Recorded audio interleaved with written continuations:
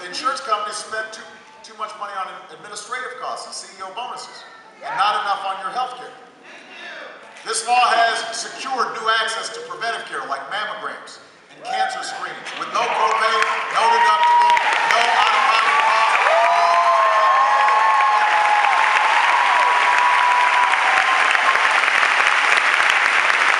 And now most health plans are beginning to cover the cost of contraceptive care, which is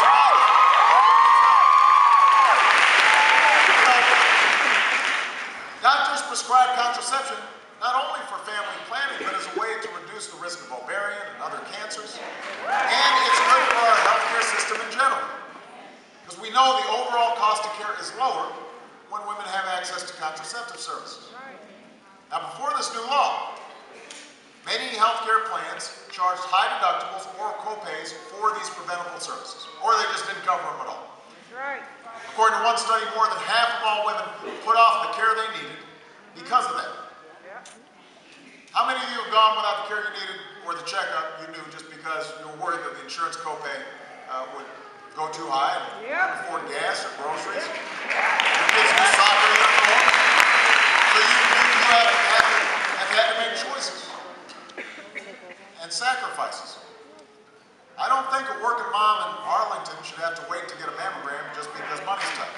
I don't think a college student in Fairfax or Charlottesville should have to choose between textbooks or the preventive care that she needs. That's why we passed this law.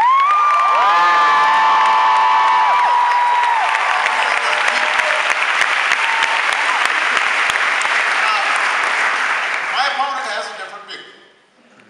The other night he said he'd repeal Obamacare as soon as he took office. Don't boo. Vote.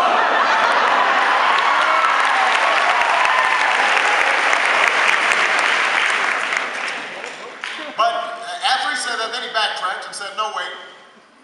At least I'll make sure to cover folks with pre-existing conditions. And then I explained, well, actually, your plan doesn't do that. And then his campaign had to come out and say, actually, that's not true, our plan wouldn't do that. So, Governor Romney was fact-checked by his own campaign.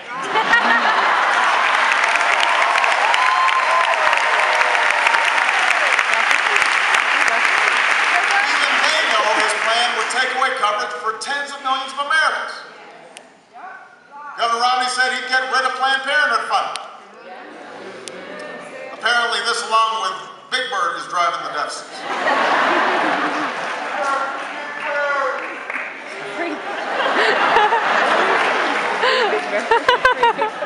And he would have supported an extreme measure in Massachusetts that would have outlawed some forms of contraception.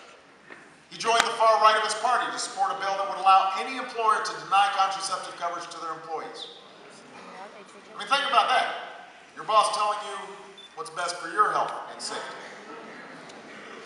Let me tell you something, Virginia. I don't think your boss should control the care you get. I don't think insurance companies should control the care you get. I definitely don't think politicians on Capitol Hill should control the care you get. We've seen some of their attitudes about those.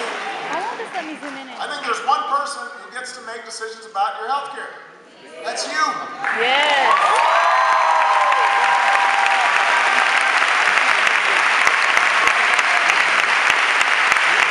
My opponent has called himself severely conservative, but let me tell you something. There's nothing conservative, as Catherine made clear, there's nothing conservative about a government that prevents a woman from making her own health care decisions.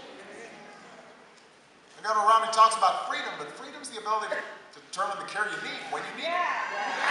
Freedom's the ability to change jobs or start your own business without the fear of losing your health insurance.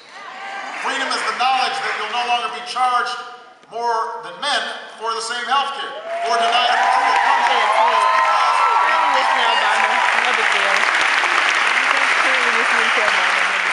At a time when women make up nearly half the workforce and an increasing share of family breadwinners, these are not just health issues or women's issues, these are economic issues that are vital and affect every family in America.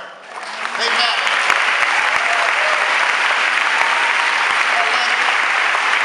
When a woman's the main breadwinner for a family but takes home less pay for the same work as a man does because she's a woman, that is not right. When my opponent's campaign was asked if he'd support legislation giving women the tools to fight for an equal day's pay, for an equal day's work, he said, we'll get back to you on that.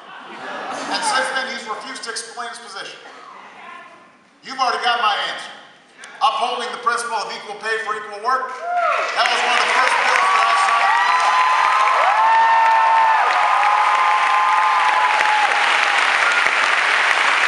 I've named two extraordinary women who understand these issues on the Supreme Court, the highest court in the land.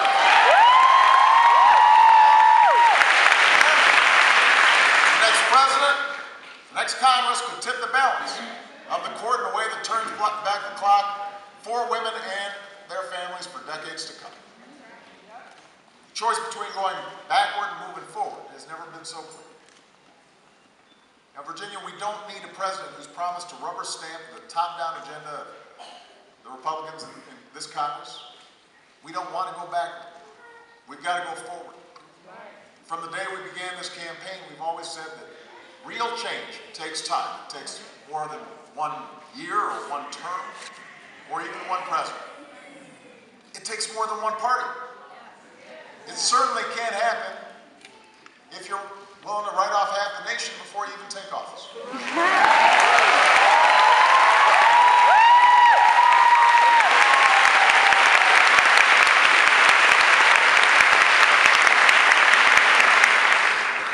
You know, people forget, back in 2008, 47% of the country didn't vote for me. But on the night of the election, I said to all those Americans, I said, I may not have won your vote, but I hear your voices, and I need your help. And I will be your president too.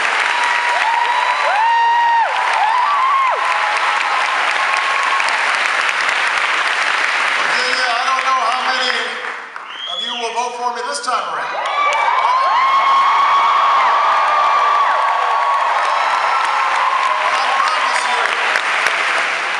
No matter how many do, I will be your president too. No matter what, I'll be fighting for you. Because I'm not just fighting for Democratic jobs or Republican jobs, I'm fighting for American jobs.